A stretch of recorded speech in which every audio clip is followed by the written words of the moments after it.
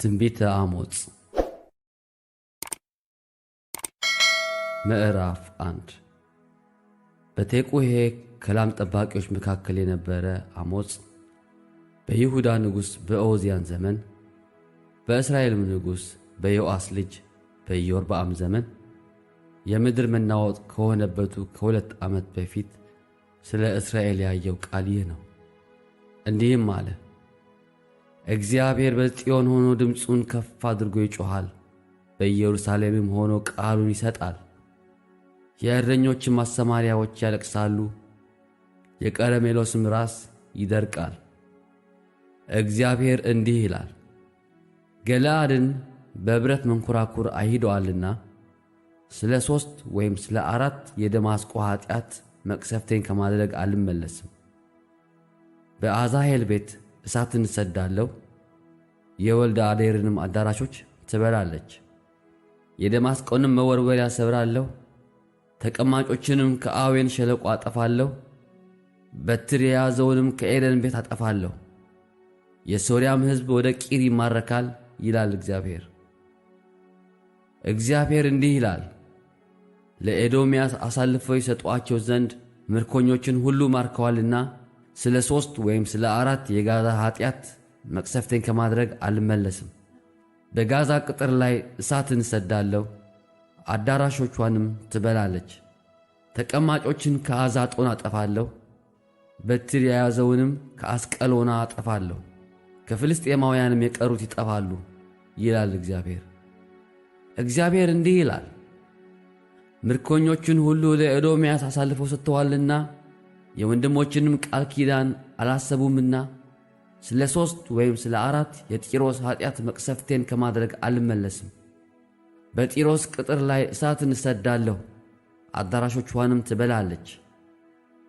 እግዚአብሔር እንዲህ ይላል፣ ወንድሙን በሰይፍ አሳዶታልና ርኅራኄንም ሁሉ ጥሎአልና ቁጣውም ሁል ጊዜ ቀድዶአልና መዓቱንም ለዘላለም ጠብቆአልና ስለ 3 ወይም ስለ 4 የኤዶምያስ ኃጢአት መቅሰፍቴን ከማድረግ አልመለስም።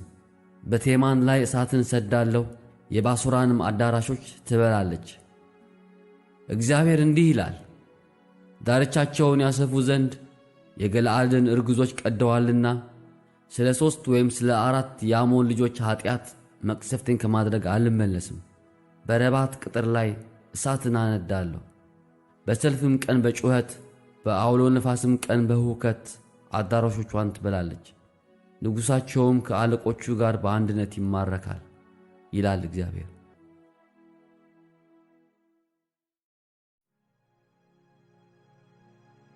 ምዕራፍ 2 እግዚአብሔር እንዲህ ይላል፣ የኤዶምያስን ንጉሥ አጥንት አመድ እስኪሆን ድረስ አቃጥሎታልና ስለ 3 ወይም ስለ 4 የሞዓብ ኃጢአት መቅሰፍቴን ከማድረግ አልመለስም። በሞዓብ ላይ እሳትን እሰድዳለሁ፣ የቂርዮትንም አዳራሾች ትበላለች። ሞዓብም በውካታና በጩኸት በመለከትም ድምፅ ይሞታል። ፈራጅንም ከመካከሉ አጠፋለሁ፣ ከእርሱም ጋር አለቆቿን ሁሉ እገድላለሁ ይላል እግዚአብሔር። እግዚአብሔር እንዲህ ይላል፣ የእግዚአብሔርን ሕግ ጥለዋልና ትእዛዙንም አልጠበቁምና አባቶቻቸውም የተከተሉት ሐሰታቸው አስቶአቸዋልና ስለ 3 ወይም ስለ 4 የይሁዳ ኃጢአት መቅሰፍቴን ከማድረግ አልመለስም። በይሁዳ ላይ እሳትን እሰድዳለሁ፣ የኢየሩሳሌምንም አዳራሾች ትበላለች። እግዚአብሔር እንዲህ ይላል፣ ጻድቁን ስለ ብር ችግረኛውንም ስለ 1 ጥንድ ጫማ ሽጠውታልና ስለ 3 ወይም ስለ 4 የእስራኤል ኃጢአት መቅሰፍቴን ከማድረግ አልመለስም። የድሆችን ራስ በምድር ትቢያ ላይ ይረግጣሉ፣ የትሑታንንም መንገድ ያጣምማሉ። ቅዱሱንም ስሜን ያረክሱ ዘንድ አባትና ልጁ ወደ አንዲት ሴት ይገባሉ። በመሠዊያውም ሁሉ አጠገብ ለመያዣነት በተወሰደው ልብስ ላይ ይተኛሉ። በአምላካቸውም ቤት ውስጥ በካሳ የተወሰደውን ወይን ጠጅ ይጠጣሉ። እኔ ግን ቁመቱ እንደ ዝግባ ቁመት ብርታቱም እንደ ኮምበል ዛፍ የነበረውን አሞራዊውን ከፊታቸው አጠፋሁ። ፍሬውንም ከላዩ ሥሩንም ከታቹ አጠፋሁ። የአሞራዊውንም ምድር ትወርሱ ዘንድ ከግብፅ ምድር አወጣኋችሁ። በምድረ በዳም 40 ዓመት መራኋችሁ። ከወንድ ልጆቻችሁም ነቢያትን ከጎበዛዝቶቻችሁም ናዝራውያንን አስነሳሁ። እናንተ የእስራኤል ልጆች ሆይ ይህ እንደዚህ አይደለምን? ይላል እግዚአብሔር። እናንተ ግን ናዝራውያኑን የወይን ጠጅ አጠጣችኋቸው፣ ነቢያቱንም ትንቢትን አትናገሩ ብላችሁ አዘዛችኋቸው። እነሆ ነዶ የተሞላች ሰረገላ እንደምትደቀድቅ እንዲሁ እደቀድቃችኋለሁ። ከሯጭም ሽሽት ይጠፋል፣ ብርቱም በብርታቱ አይበረታም፣ ኃያሉም ነፍሱን አያድንም። ቀስተኛውም አይቆምም፣ ፈጣኑም አይድንም፣ ፈረሰኛውም ነፍሱን አያድንም። በኃያላኑም መካከል ልበ ሙሉ በዚያ ቀን ራቆቱን ሆኖ ይሸሻል፣ ይላል እግዚአብሔር።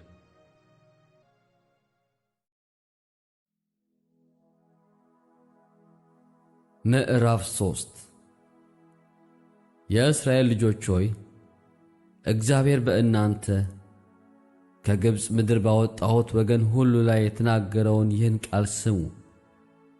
እንዲህም ብለዋል፣ እኔ ከምድር ወገን ሁሉ እናንተን ብቻችሁን አውቂያችኋለሁ። ስለዚህ ስለ ኃጢአታችሁ ሁሉ በቀላችኋለሁ። በውኑ ሁለት ሰዎች ሳይስማሙ በአንድነት ይሄዳሉን?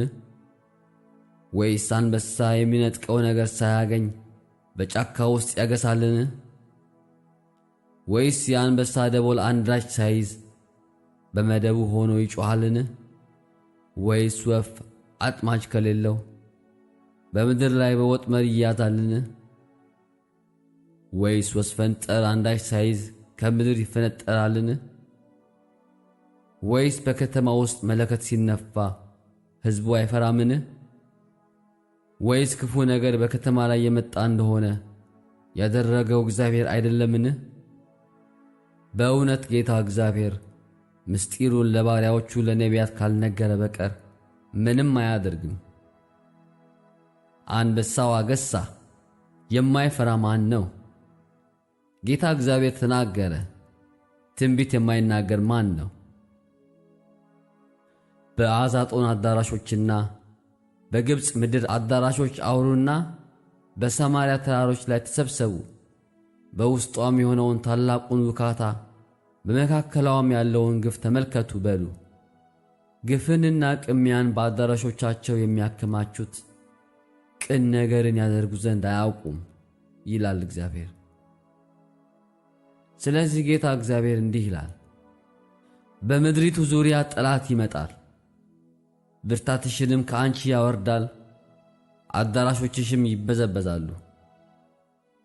እግዚአብሔር እንዲህ ይላል፣ እረኛ ከአንበሳ አፍ ሁለት እግርን ወይም የጆሮን ጫፍ እንደሚያድን እንዲሁ በሰማርያ አልጋ ማዕዘን በደማስቆም በምንጣፍ ላይ የተቀመጡት የእስራኤል ልጆች ይድናሉ። ስሙ፣ በያዕቆብም ቤት ላይ መስክሩ፣ ይላል የሠራዊት አምላክ ጌታ እግዚአብሔር። እስራኤልን ስለ ኃጢአቱ በምበቀልበት ቀን የቤቴልን መሠዊያዎች ደግሞ እበቀላለሁ። የመሠዊያው ቀንዶች ይሰበራሉ፣ ወደ ምድርም ይወድቃሉ። የክረምቱንና የበጋውን ቤት እመታለሁ፣ በዝሆንም ጥርስ የተለበጡት ቤቶች ይጠፋሉ፣ ታላላቆችም ቤቶች ይፈርሳሉ፣ ይላል እግዚአብሔር።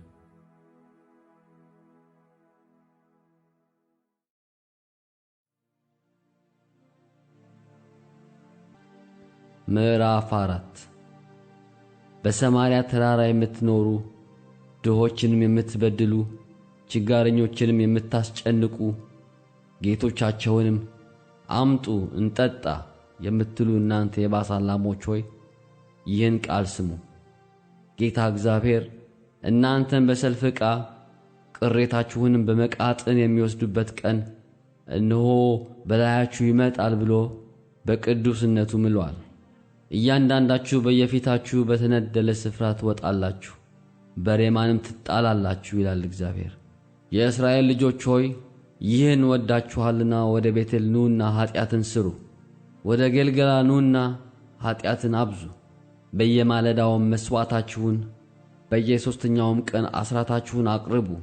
እርሾ ካለበትም የምስጋናውን መሥዋዕት አቅርቡ። በፈቃዳችሁም የምታቀርቡትን አውጁና አውሩ፣ ይላል እግዚአብሔር። በከተማችሁ ሁሉ ጥርስን ማጥራት በስፍራችሁም ሁሉ እንጀራን ማጣት ሰጠኋችሁ።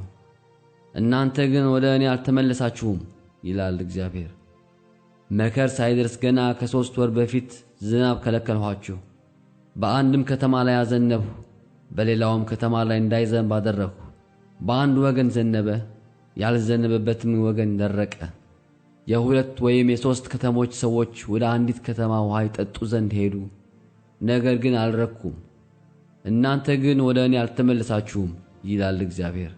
በዋግና በአረማሞ መታኋችሁ። የአታክልቶቻችሁንም ብዛት፣ ወይኖቻችሁንም፣ በለሶቻችሁንም፣ ወይራዎቻችሁንም ተምች በልቶአል። እናንተ ግን ወደ እኔ አልተመለሳችሁም ይላል እግዚአብሔር። በግብፅ እንደነበረው ቸነፈርን ሰደድሁባችሁ። ጎበዛዝቶቻችሁን በሰይፍ ገደልሁ፣ ፈረሶቻችሁንም አስማረክሁ። የሰፈራችሁንም ግማት ወደ አፍንጫችሁ አወጣሁ። እናንተ ግን ወደ እኔ አልተመለሳችሁም ይላል እግዚአብሔር። ሰዶምንና ገሞራን እግዚአብሔር እንደገለበጣቸው እንዲሁ ገለበጥኋችሁ። እናንተም ከእሳት ውስጥ እንደተነጠቀ ትንታግ ሆናችሁ፣ ነገር ግን ወደ እኔ አልተመለሳችሁም ይላል እግዚአብሔር። ስለዚህ እስራኤል ሆይ እንደዚህ አደርግብሃለሁ። እስራኤልም ሆይ እንደዚህ ስለማደርግብህ አምላክህን ለመገናኘት ተዘጋጅ። እነሆ ተራሮችን የሠራ ነፋስንም የፈጠረ የልቡንም አሳብ ለሰው የሚነግር ንጋትን ጨለማ የሚያደርግ በምድርም ከፍታዎች ላይ የሚረግጥ ስሙ የሠራዊት አምላክ እግዚአብሔር ነው።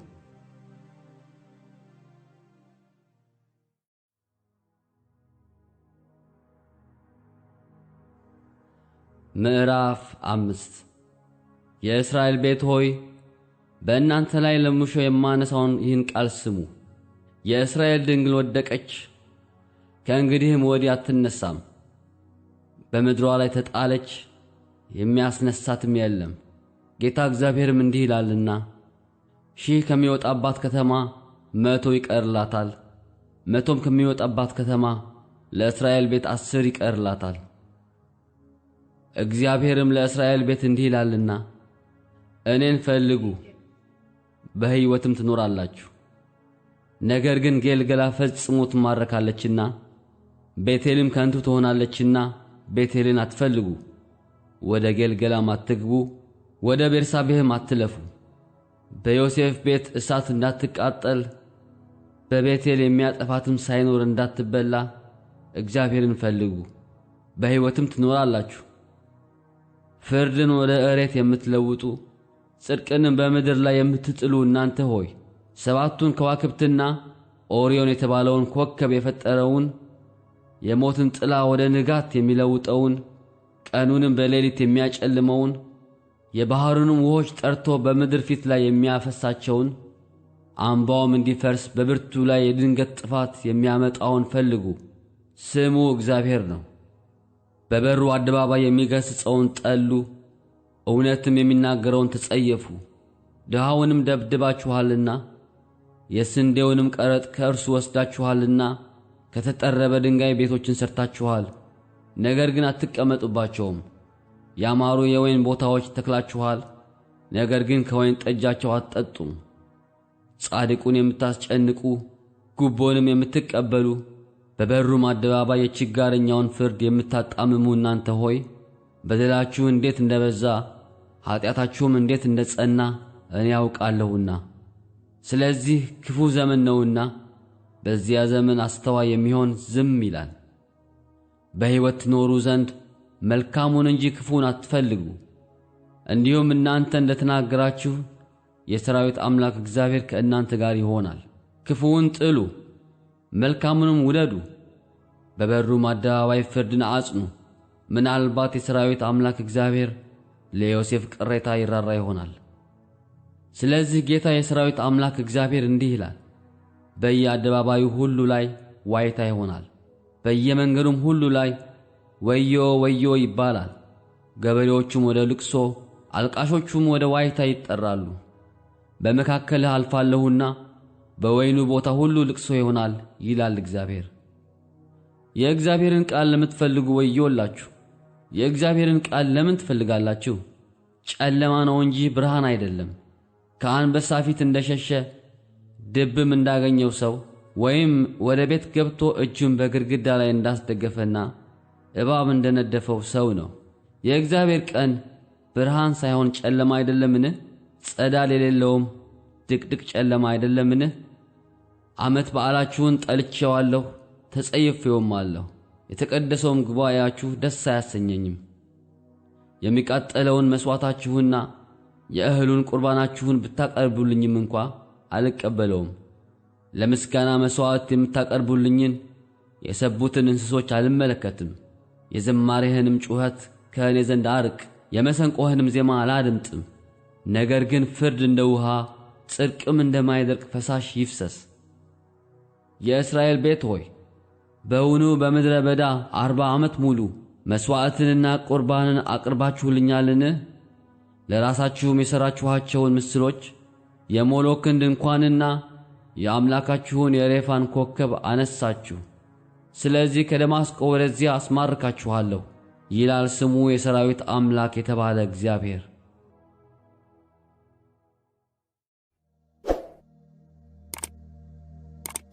ምዕራፍ 6 በጽዮን ላሉ ዓለመኞች በሰማርያም ተራራ ላይ ተዘለው ለተቀመጡ የእስራኤልን ቤት ወደ እነርሱ ለመጡባቸው ለአሕዛብ አለቆች ወዮላቸው። ወደ ካልኔ አልፋችሁ ተመልከቱ። ከዚያም ወደ ታላቂቱ ሐማት ሂዱ። ከዚያም ወደ ፍልስጤም ጌት ውረዱ። እነርሱ ከእነዚህ መንግሥታት ይሻላሉን? ወይስ ድንበራቸው ከድንበራችሁ ይሰፋልን? ክፉውን ቀን ከእናንተ ለምታርቁ የግፍንም ወንበር ለምታቀርቡ ከዝሆን ጥርስ በተሠራ አልጋ ላይ ለምትተኙ በምንጣፋችሁም ላይ ተደላድላችሁ ለምትቀመጡ ከበጎችም መንጋ ጠቦትን ከጋጥም ውስጥ ጥጃን ለምትበሉ በመሰንቆም ድምፅ ለምትንጫጩ እንደ ዳዊትም የዜማን ዕቃ ለምታዘጋጁ በፋጋ የወይን ጠጅ ለምትጠጡ እጅግ ባማረ ሽቱም ለምትቀቡ ስለ ዮሴፍ መከራ ግን ለማታዝኑ ለእናንተ ወዮላችሁ። ስለዚህ በምርኮ መጀመሪያ ይማረካሉ፣ ተደላድለው ከተቀመጡትም ዘንድ ዘፈን ይርቃል። ጌታ እግዚአብሔር የያዕቆብን ትዕቢት ተጸይፌአለሁ፣ አዳራሾቹንም ጠልቻለሁ። ስለዚህ ከተማይቱንና የሚኖርባትን ሁሉ አሳልፌ እሰጣለሁ ብሎ በራሱ ምሏል ይላል የሰራዊት አምላክ እግዚአብሔር። እንዲህም ይሆናል፣ 10 ሰዎች በአንድ ቤት ውስጥ ቢቀሩ እነርሱ ይሞታሉ። አጥንቱንም ከቤቱ ያወጡ ዘንድ የሰው ዘመድና አቃጣዩ ባነሱት ጊዜ በቤቱም ውስጥ ያለውን እስካሁን ድረስ ገና ሰው በአንተ ዘንድ አለን ባለው ጊዜ እርሱም ማንም የለም ባለ ጊዜ ያን ጊዜ የእግዚአብሔርን ስም እንጠራ ዘንድ አይገባንምና ዝም በል ይለዋል። እነሆም እግዚአብሔር ያዛል፣ ታላቁንም ቤት በማፍረስ ታናሹንም ቤት በመሰባበር ይመታል። ፍርድን ወደ ሐሞት የጽድቅንም ፍሬ ወደ እሬት የለወጣችሁ በከንቱም ነገር ደስ የሚላችሁ በኃይላችን ቀንድ የወሰድን አይደለምን የምትሉ እናንተ ሆይ በውኑ ፈረሶች በጭንጫ ላይ ይጋልባሉን? ወይስ በሬዎች በዚያ ላይ ያርሳሉን? የእስራኤል ቤት ሆይ እነሆ እኔ ሕዝብን አስነሳባችኋለሁ ይላል የሰራዊት አምላክ እግዚአብሔር። እነርሱም ከሐማት መግቢያ ጀምረው እስከ አረባ ወንዝ ድረስ ያስጨንቋችኋል።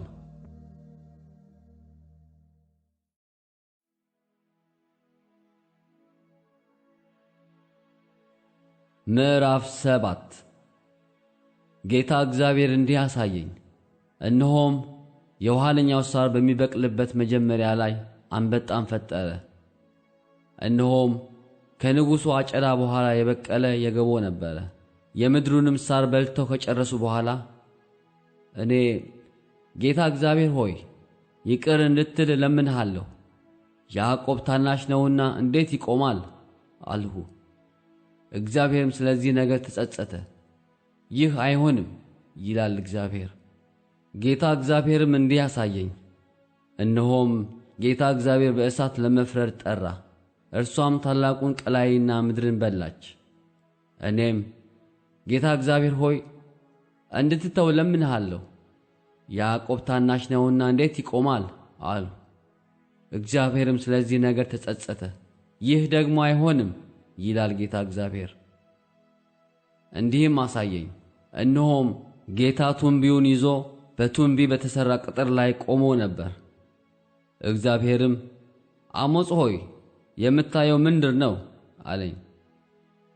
እኔም ቱንቢ ነው አሉ። ጌታም እነሆ በሕዝቤ በእስራኤል መካከል ቱንቢ አደርጋለሁ፣ ከእንግዲህም ወዲህ ደግሞ አላልፋቸውም።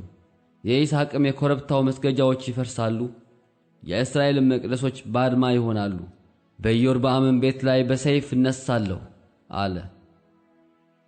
የቤቴልም ካህን አሜስያስ ወደ እስራኤል ንጉሥ ወደ ኢዮርብዓም ልኮ አሞጽ ኢዮርብዓም በሰይፍ ይሞታል፣ እስራኤልም ከአገሩ ተማርከው ይሄዳል ብሎአልና አሞጽ በእስራኤል ቤት መካከል አምጾብሃል፣ ምድሪቱም ቃሉን ሁሉ ልትሸከም አትችልም አለ።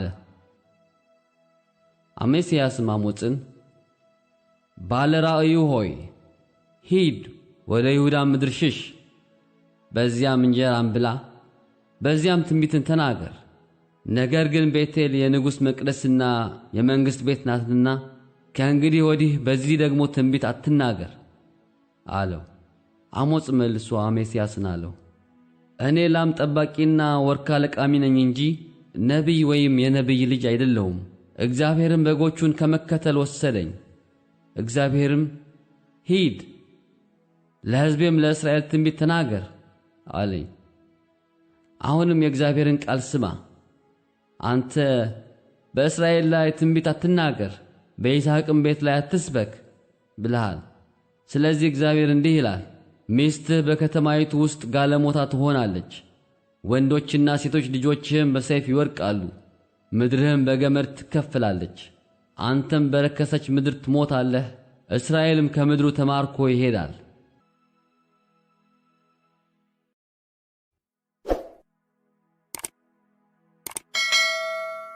ምዕራፍ 8 ጌታ እግዚአብሔር እንዲያሳየኝ፣ እነሆም የቃርማ ፍሬ የሞላበት እንቅብ ነበረ።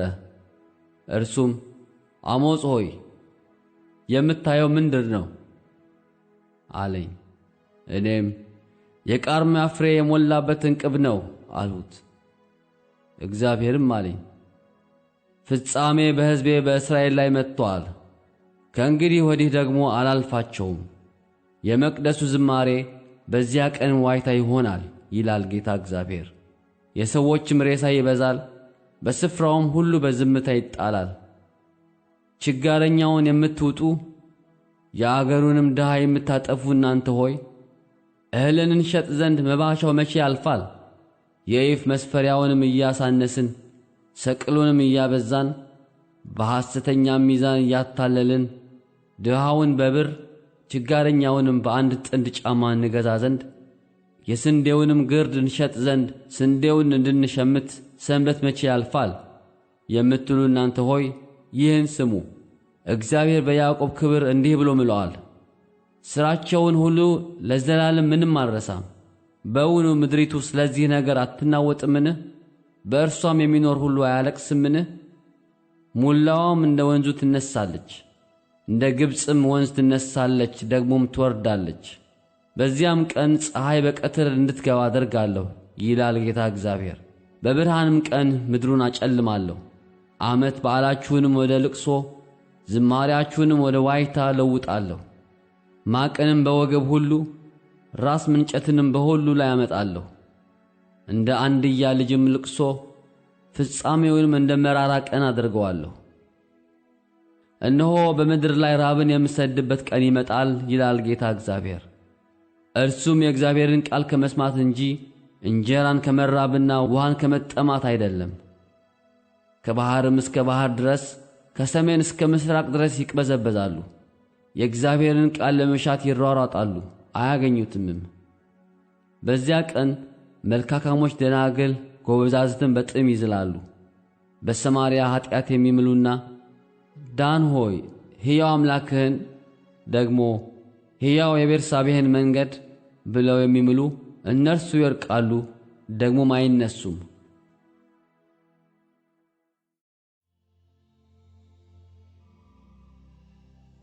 ምዕራፍ 9 ጌታን በመሠዊያው አጠገብ ቆሞ አየሁት። እርሱም እንዲህ አለ፣ መድረኮቹ ይናወጡ ዘንድ ጉልላቶቹን ምታ፣ በራሳቸውም ሁሉ ላይ ሰባብራቸው። እኔም ከእነርሱ የቀሩትን በሰይፍ እገድላለሁ። የሚሸሽ አያመልጥም፣ የሚያመልጥም አይድንም። ወደ ሲኦል ቢወርዱ እጄ ከዚያ ታወጣቸዋለች፣ ወደ ሰማይም ቢወጡ ከዚያ አወርዳቸዋለሁ። በቀርሜሎስም ራስ ውስጥ ቢሸሸጉ ፈልጌ ከዚያ አወጣቸዋለሁ። በጥልቅ ባሕርም ውስጥ ከዐይኔ ቢደበቁ ከዚያ እባቡን አዛለሁ፣ እርሱም ይነድፋቸዋል። በጠላቶቻቸውም ፊት ተማርከው ቢሄዱ ከዚያ ሰይፍን አዛለሁ፣ እርሱም ይገድላቸዋል። ዐይኔንም በእነርሱ ላይ ለክፋት እንጂ ለመልካም አላደርግም። የሠራዊት ጌታ እግዚአብሔር ምድርን ይዳስሳል፣ እርሷም ትቀልጣለች፣ የሚኖሩባትም ሁሉ ያለቅሳሉ። ሙላዋም እንደ ግብፅ ወንዝ ትነሳለች፣ ደግሞም እንደ ግብፅ ወንዝ ትወርዳለች። አዳራሹን በሰማይ የሠራ ጠፈሩንም በምድር ላይ የመሠረተ የባሕርንም ውኃ ጠርቶ በምድር ፊት ላይ የሚያፈሰው እርሱ ነው፣ ስሙም እግዚአብሔር ነው።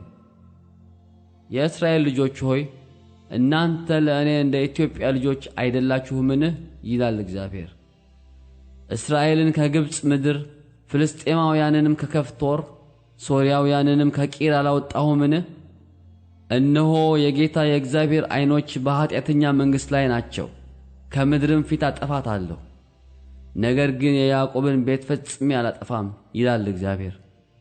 እነሆ አዛለሁ፣ እህልም በወንፊት እንዲነፋ የእስራኤልን ቤት በአሕዛብ ሁሉ መካከል እነፋለሁ።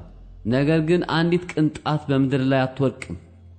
ክፉ ነገር አይደርስብንም አያገኘንም የሚሉ የሕዝቤ ኀጢአተኞች ሁሉ በሰይፍ ይሞታሉ።